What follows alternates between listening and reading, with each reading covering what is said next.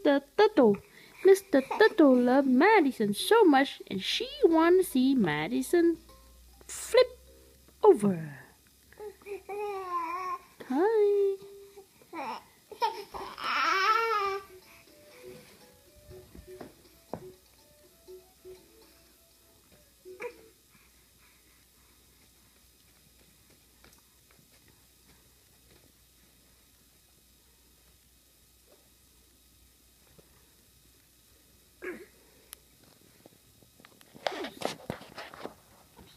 Ngon lành không? Kẹt cái tay rồi, kẹt cái tay rồi ngoại ơi, kẹt cái tay rồi. Đó.